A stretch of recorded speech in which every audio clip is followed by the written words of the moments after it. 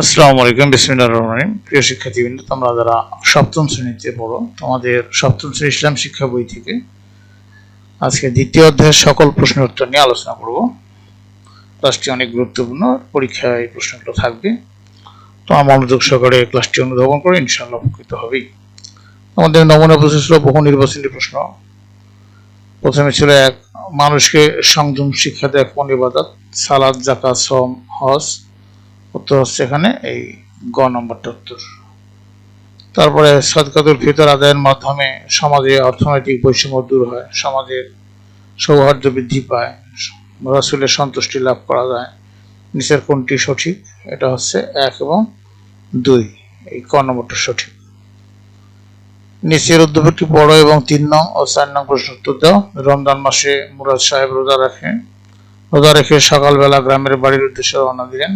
যানজটের কারণে দুপুরের গরমে তিনি ইচ্ছা করে দোকান থেকে ফ্রিজের ঠান্ডা পানি কিনে খান। অপরদিকে তার ছেলে তানিম জোহরের সালাত আদায় করতে মসজিদে যায়। সে একটু দেরিতে মসজিদে যাওয়ার কারণে 1 রাকাত সালাত ইমাম সাহেবের সাথে আদায় করতে পারে।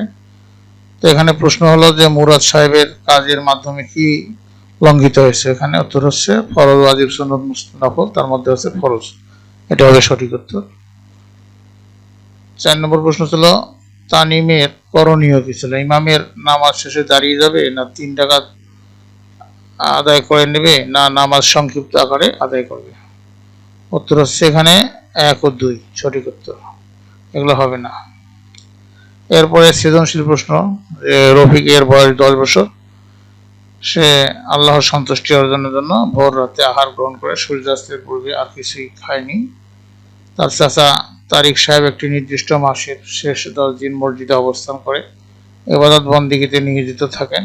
তিনি এ সময় পরিবারের সাথে কোনো যোগাযোগ না রাখতে পারায় রাফিদ তার চাচার বাসায় বাজার সাদাই করে দেয়। ক নম্বর প্রশ্ন ছিল মুক্তাদি কাকে বলে? উত্তর হচ্ছে যে জামাতে সালাত আদায়ের সময় ইমামের পেছনে দাঁড়িয়ে তাকে অনুসরণ করে যারা সালাত আদায় করে তাদেরকে মুক্তাদি বলা হয়। তারপরে খ নম্বর প্রশ্ন ছিল জুমার সালাত আদায় জরুরি কেন? ব্যাখ্যা করো। উত্তর হচ্ছে জুমার দিন ইসলামের অন্যতম শ্রেষ্ঠ ইবাদতের দিন হওয়ায় এদিন জামাতে সালাত আদায় করা ইমানদারদের জন্য অত্যাবশ্যকীয় ও ধর্মীয় কর্তব্য। এই সালাত ত্যাগ করলে অন্তরে মোহর মেরে দেওয়া হয় এবং ব্যক্তির অন্তর মুনাফিকের অন্তরে পরিণত হওয়ার সম্ভাবনা থাকে, তাই জুমার সালাত আদায় জরুরি। গ নম্বর প্রশ্ন ছিল রাফিদের কর্মকাণ্ডে কোন মৌলিক ইবাদতটি পালিত হয়েছে? ব্যাখ্যা করো। উত্তর হলো রাফিদের কর্মকাণ্ডে ইসলামের মৌলিক ইবাদত সওম বা রোজা প্রতিফলিত হয়েছে। শরীয়তের পরিভাষায় শবে সাদিক থেকে সূর্যাস্ত পর্যন্ত নিয়তের সাথে যাবতীয় পানাহার থেকে বিরত থাকাকেই সওম বলা হয়। উদ্দীপকের রাফিদ তার বয়সে আল্লাহর সন্তুষ্টির জন্য ভোর রাতে সেহরি খেয়ে দিনভর উপবাস থেকে এই ফরজ ইবাদতটি পালন করেছে। সুতরাং রাফিদের এই সিয়াম সাধন তার নৈতিক ও ধর্মীয় জীবন গঠনে এবং আল্লাহর নৈকট্য লাভে বিশেষ ভূমিকা রাখবে। ঘ নম্বর প্রশ্ন ছিল তারিক সাহেবের ইবাদতটি তোমার পাঠ্য বইয়ের যে বিষয়ে সাদৃশ্য হয়েছে তা চিহ্নিতপূর্বক ফলাফল বিশ্লেষণ করো। উত্তর হচ্ছে তারিক সাহেবের ইবাদতটি পাঠ্য বইয়ের ইতিকাফ বিষয়ের সাথে সাদৃশ্যপূর্ণ। ইতিকাফ হলো জাগতিক কর্মকাণ্ড থেকে বিচ্ছিন্ন হয়ে ইবাদতের নিয়তে মসজিদে অবস্থান করা, যা সুন্নতে মুআক্কাদা বা কিফায়া হিসেবে গণ্য। এর ফলে বান্দার সাথে আল্লাহর সম্পর্কের গভীরতা তৈরি হয় এবং সে যাবতীয় অনর্থক কথাবার্তা পাপ কাজ থেকে দূরে থাকতে পারে। উদ্দীপকের তারিক সাহেবের এই ত্যাগের মাধ্যমে তিনি যেমন লাইলাতুল কদরের মতো বরকতময় রাত পাওয়ার সুযোগ পাবেন, তেমনি এটি তার মনের গভীরে আল্লাহ ভীতির সৃষ্টিতে সহায়তা করবে। পরিশেষে বলা যায় যে ইতিকাফের মাধ্যমে একজন মুমিন আত্মিক প্রশান্তি লাভ করে এবং সমাজের সবার পক্ষ থেকে দায়িত্ব পালন হওয়ার পুরো এলাকা আল্লাহর রহমতে ধন্য হয়। এরপরে ছিল তোমাদের সংক্ষিপ্ত প্রশ্ন উত্তর। 1 ছিল সালাতে ইমামের ভূমিকা ব্যাখ্যা করা। উত্তর হচ্ছে ইমাম হলেন সালাতের নেতা, যাকে অনুসরণ করে মুসল্লিগণ সালাত আদায় করেন। ইমামের প্রধান দায়িত্ব হলো সালাতের কাতার সোজা আছে কিনা তা দেখা এবং মুসল্লিদের প্রতি লক্ষ্য রেখে কেরাত কেরাত বা তেলাওয়াত করা। তিনি সমাজের মানুষের মধ্যে সুসম্পর্ক বজায় রাখতে এবং সৎ উপদেশ দিতে গুরুত্বপূর্ণ ভূমিকা পালন করে। এরপরে 2 নম্বর ছিল মুসাফিরের জন্য কসর সালাত আদায়ের অনুমতি আল্লাহ তাআলার এক বিশেষ অনুগ্রহ। এটা ব্যাখ্যা করো। উত্তর হলো, সফর বা ভ্রমণ একটি কষ্টকর বিষয় হওয়ায় মুসাফিরের জন্য 4 রাকাত বিশিষ্ট ফরজ সালাতকে 2 রাকাত সুযোগ দিয়েছেন। এটি আল্লাহর পক্ষ থেকে বান্দার বিশেষ উপহার বা সদকা স্বরূপ। এই বিশেষ ছাড় বা কর গ্রহণ করার মাধ্যমে আল্লাহর প্রতি আনুগত্য প্রকাশ পায়। এরপরে 3 নম্বর প্রশ্ন ছিল, জামাতে সালাত আদায়ের মাধ্যমে পরস্পরের প্রতি সম্প্রীতি ও ভ্রাতৃত্ব গড়ে ওঠে। ব্যাখ্যা করো। উত্তর হলো, জামাতে সালাত আদায়ের ফলে এলাকার ধনী, শিক্ষিত, অশিক্ষিত সকল স্তরের মানুষ একই কাতারে সমবেত হওয়ার সুযোগ পায়। সালাত শেষে মুসল্লিগণ একে অপরের সাথে মত বিনিময় ও খোঁজখবর নেওয়ার মাধ্যমে গভীর ভ্রাতৃত্ববোধ সৃষ্টি হয়। এই ঐক্যবদ্ধ ইবাদত মানুষের মনের হিংসা বিদ্বেষ দূর করে, ফলে পরস্পরের সাথে সম্প্রীতি এবং ভ্রাতৃত্ববোধ গড়ে ওঠে। এরপরে হলো, তাহাজ্জুদের সালাতের মাধ্যমে আল্লাহ তাআলার নৈকট্য পাওয়া যায়। এটা ব্যাখ্যা করো। উত্তর হলো, তাহাজ্জুদ হলো গভীর রাতে আরামের ঘুম ত্যাগ করে আল্লাহর সন্তুষ্টির জন্য আদায় করে একটি বিশেষ নফল ইবাদত।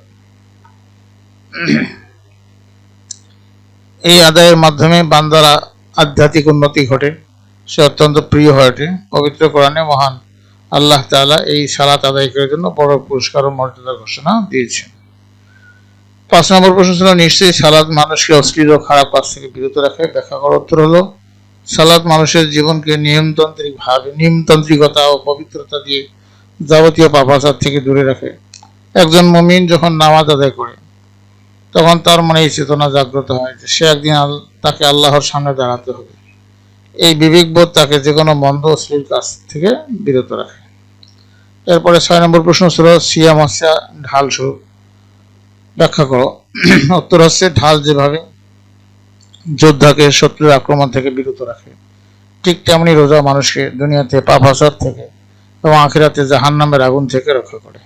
এই আত্মসংযম মানুষকে অন্যায় অপরাধ থেকে রক্ষা করে, একটি পবিত্র জীবন গড়তে সাহায্য করে। দুনিয়াতে মানুষের সবচেয়ে বড় শত্রু হলো তার নিজের কুপবৃত্তি বা নফস এবং শয়তান। রোজা মানুষের পাপাচারের এই পথগুলোকে বন্ধ করে দেয়, তাই সিয়াম হচ্ছে ঢাল স্বরূপ। এরপরে 7 নম্বর প্রশ্ন ছিল, সাদকাতুল ফিতরা ওয়াজিব কেন? ব্যাখ্যা করো। উত্তর হলো, রমজান মাসের রোজা পালনের পর আমাদের মনে অজান্তে ভুল ত্রুটি বা অনর্থক কাজ হয়, তার ক্ষতিপূরণের জন্য ফিতরা দেওয়া জরুরি। ইসলাম চায় ঈদের দিনেও সমাজের কোনো মানুষ যেন ক্ষুধার্ত না থাকে। ধনী গরিব সবাই যেন অন্তত ঈদের দিনটিতে ভালো খাবার খেতে পারে এবং আনন্দের অংশীদার হতে পারে। হাদিসে বলা হয়েছে যে ফিতরা হলো অসহায় মিসকিনের খাদ্য সংস্থান। ধনীরা ফিতরা আদায়ের মাধ্যমে তাদের সম্পদের একটি অংশ গরিবদের হাতে তুলে দেয়, যা দিয়ে ঈদের দিন নিজেদের খাবারের ব্যবস্থা করতে পারে। এটি সমাজে এক অপূর্ব ভ্রাতৃত্ববোধ এবং সমতা সৃষ্টি করে। এরপরে ছিল, রোজা মানুষকে সংযম শিক্ষা দেয়। ব্যাখ্যা করো। উত্তর হলো, রোজা হলো একটি আত্মশুদ্ধির কর্মশালা। সারাদিন পানাহার থেকে বিরত থাকার মাধ্যমে আমরা মূলত আমাদের ইচ্ছাশক্তিকে ধারালো করি। এই ইচ্ছাশক্তি বছরের বাকি সময় এবং আমাদের অন্যায় কাজ ও বাজে অভ্যাস এবং ক্ষতিকর আবেগ থেকে দূরে থাকতে সাহায্য করে।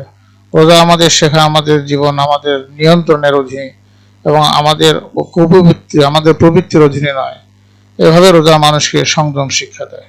প্রিয় শিক্ষার্থীবৃন্দ, এই ছিল তোমাদের সমস্ত প্রশ্নের উত্তরগুলো। আশা করি এগুলো তোমাদের পরীক্ষায় খুব উপকারে লাগবে।